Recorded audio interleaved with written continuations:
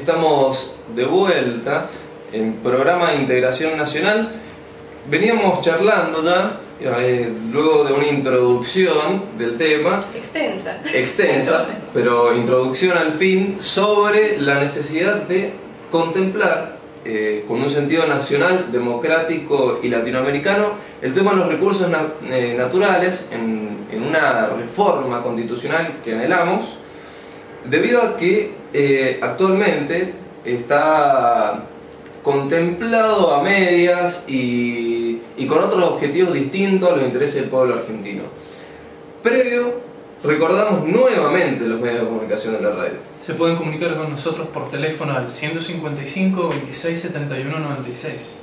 Y también por Facebook, Programa Integración Nacional, o Twitter, @INTNacionalFM. Y recuerden seguirnos en www.rinacional.com.ar, nuestra revista. Y yo lo tengo que decir al aire, pero Guadalupe Delgado me censura el hecho de fumar mientras hago radio. Sí, es absolutamente inconstitucional. Nada dice de la nata, por ejemplo, de que él fuma, pero claro, como es la nata, Guadalupe Delgado no dice nada, porque no, puede es ser la nata. Le voy a decir, no es por el tema de cigarrillo, sí, no, tabaquismo, no es por eso, sino hay unas cuestiones técnicas incluso que tienen que ver Son con... todas escaramuzas. Como ella no fuma, Es mentira. Charlamos con el director de la radio, si quiere. el director de la radio, mirá, fuma más que yo, así que no puede decir nada. No. Fuma habanos. Directo. Acá me apuntan que otra serie de elementos fuma también. El señor Checharangui, que está operando y se está por Eso fumar sí. un Benson. Eso sí. No digamos sí. marcas. Bueno, un pequeño chivo. Ay, por favor. Bien, Muy poco serio, ¿verdad? estábamos con el tema de la Constitución Nacional. Se ha avanzado respecto a estos asuntos que estamos tratando en otros países de nuestra América Latina, como es el caso de Chávez en Venezuela y de Correa en Ecuador. ¿Qué reformas han hecho, León? Particularmente... Usted que es un experto. Sí. Soy un experto amateur, es una categoría media rara. En Venezuela, particularmente, la última reforma que pudo realizar Chávez, la última reforma constitucional profunda, fue hacia el principio de su mandato, allá por el año 98. Intentó hacer de nuevo una reforma constitucional mucho más profunda, pero por teje y manejes de su oposición no pudo llevarla a cabo. Lo bastante interesante que tiene esta reforma, si bien no es tan completa como la que se planea ahora, la que se diagramó en el año 98, establece primero que el Estado se reserva la actividad petrolera, principalmente, donde vela absolutamente primero el interés público. Sin embargo, no se queda únicamente con este carácter estratégico, sino que también promueve las manufacturas y la distribución de la tecnología, la innovación, y además siempre teniendo en cuenta el bienestar del pueblo venezolano. Además, no se queda únicamente con el tema de la industria de la producción, sino que hace operante directamente y pone un fuerte sentido constitucional a los derechos de un medio ambiente sano, teniendo siempre como condición necesaria para la explotación de estos recursos, principalmente los no renovables, el cuidado necesario del medio ambiente, que siempre guarde ese equilibrio entre el medio ambiente y el progreso económico, cultural de los venezolanos.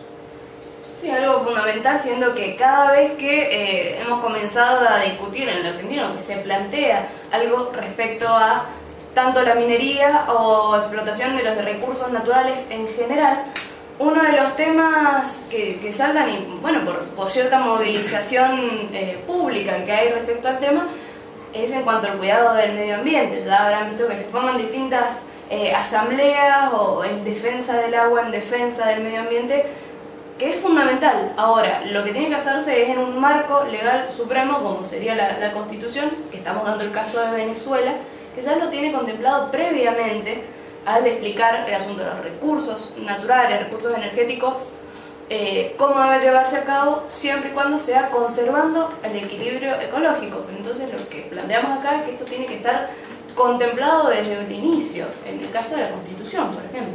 Por supuesto, y es más, la última reforma que realiza Rafael Correa hacia el año 2008 en la República del Ecuador. Incluso desde el primer artículo de la Constitución, donde establece la República del Ecuador y la forma de gobierno, segundo párrafo dice: los recursos naturales no renovables del territorio del Estado pertenecen a su patrimonio inalienable, irrenunciable e imprescriptible. Ya de entrada ya está haciendo toda una serie de declaraciones acerca de los recursos propios del Estado, toda una manifestación de nacionalismo frente a la expoliación de los recursos naturales que pueden hacer las grandes empresas internacionales. Así es, y nosotros no por capricho citamos estas constituciones de los países hermanos, sino porque nosotros entendemos que tienen algo, esas constituciones en su espíritu, de la Argentina del 49, donde la constitución del gobierno que se transformó durante el gobierno del general Perón contemplaba estos asuntos, y son algunos derechos que hemos ido perdiendo por el camino y que hemos dejado atrás y anhelamos recuperar, porque en su esencia la Constitución del 49 planteaba exactamente estos asuntos, que los recursos y más todavía pertenecían al Estado, garantizaba un régimen que iba enfocado hacia la función social y económica de estos recursos, y sobre todo, digamos, que serían manejados a través del Estado Nacional como el garante, digamos, de su explotación y demás. Claro, por supuesto. Es más, es en este artículo 40 de la Constitución del año 1949, sí, donde hay un avance increíble, donde toma, si bien toma fuentes de por ejemplo, la reforma constitucional mexicana y distintas fuentes a su vez, innova en el tema de los recursos naturales, donde se ve una importancia patente en lo particular de los recursos hidrocarburíferos, donde plantea, y cito textualmente, dice: los minerales, las caídas de agua, los yacimientos de petróleo, de carbón, de gas y los demás fuentes naturales de energía, con excepción a los vegetales, son propiedad imprescriptible e inalienable de la nación, con la correspondiente participación en su producto que le convendrá a las provincias. Exactamente, recordamos que en ese régimen el propietario natural y legítimo de todos los recursos naturales era el Estado Nacional. Luego del 94 se le cede a las provincias la propiedad sobre sus recursos naturales, asentado en cada una de ellas, y este falso federalismo de los 90, que le daba los recursos a las provincias, pero a su vez eran provincias que cada vez se endeudaban más y sin recursos, justamente para poder explotarlos, los ponía en la situación a los gobernadores provinciales o en la necesidad de explotar sus recursos, pero a través de la ley de regalías. Exactamente, y de la licitación pública. Y allí empezaron a afincarse las empresas multinacionales que venían amparadas por el régimen jurídico, ley de inversiones mineras, ley de inversiones extranjeras también de los 90, que les permitían saquear todos los recursos. Por ejemplo, en Mendoza, pagar una mera cuota del 3%, todo esto en boca de mina, obviamente, y darle un par de regalías a Mendoza y transferir renta nacional al exterior, y esos recursos que salían de Mendoza eran industrializados en otros países, es decir, le daban trabajo a los canadienses, a los norteamericanos, a los europeos, todo eso a costa de nuestros recursos, y es en parte la situación actual. Entonces la necesidad de una modificación tanto de estas leyes que mencionaba como la reforma constitucional es justamente para que los argentinos tengamos algún provecho mayor de nuestros propios recursos, digamos. Sí, además hay un apartado también en esta Constitución del año 49 que comentábamos recién y que tiene que ver incluso con los servicios públicos, porque recién hablábamos de los recursos naturales. Bueno, los servicios públicos también, toda la provisión a toda la población, pertenece originariamente al Estado y bajo ningún concepto podrán ser enajenados o concedidos para su explotación. Esto dice la Constitución del año 1949. Recordemos, como también había planteado antes Matías, tiene que ver con lo que ocurrió durante los 90 la ley de reforma del Estado, y en la que cada empresa estaba sujeta a privatización, y que lo sufrimos hasta el día de hoy, no solo lo vivimos, lo sufrimos los argentinos, con las privatizaciones de las distintas empresas que proveen de servicios a la población en general y a los ciudadanos argentinos. Sin embargo, acá tiene que ver con esto que decía, ya estaba contemplado previamente en una constitución del año 1949 que los servicios públicos serían originariamente del Estado y bueno, no podrían ser enajenados o concedidos para su explotación.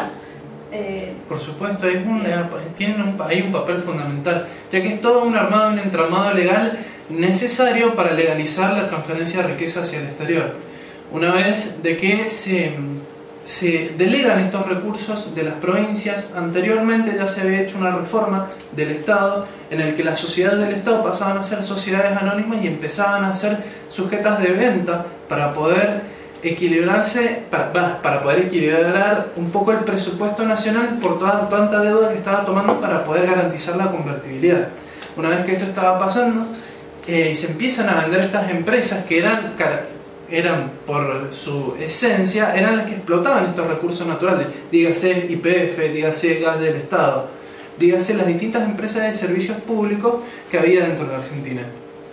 Esto fue el basamento legal para poder, desde el circuito, desde que una materia prima se saca desde la tierra hasta su distribución en los distintos ámbitos de la vida del pueblo argentino, todas esas etapas que una vez en su momento eran del Estado y eran una muestra de soberanía y una forma de control del Estado sobre los sectores claves de la economía, todo esto se enajenó a las grandes capitales internacionales que llevaban ganancias directamente garantizadas por el Estado Nacional. Así es. Y el Estado debe estar presente, obviamente, en estos temas que son sumamente estratégicos, sobre todo con la situación mundial, donde hay una disputa por los recursos acentuada cada vez más debido a la crisis que padecen los países centrales.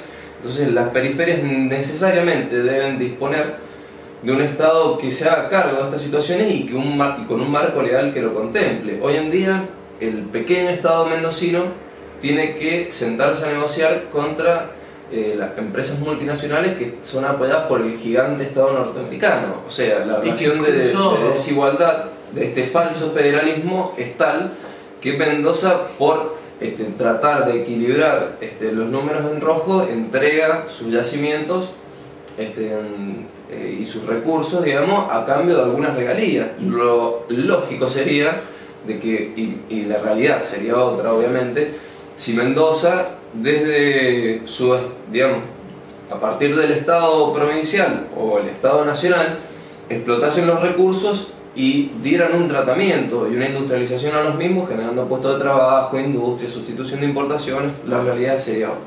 Pero antes de seguir con este tema, vamos a ir a una brevísima pausa y vamos a continuar con este tema para seguir sacándole punta a algunos temitas que todavía tenemos en el tintero.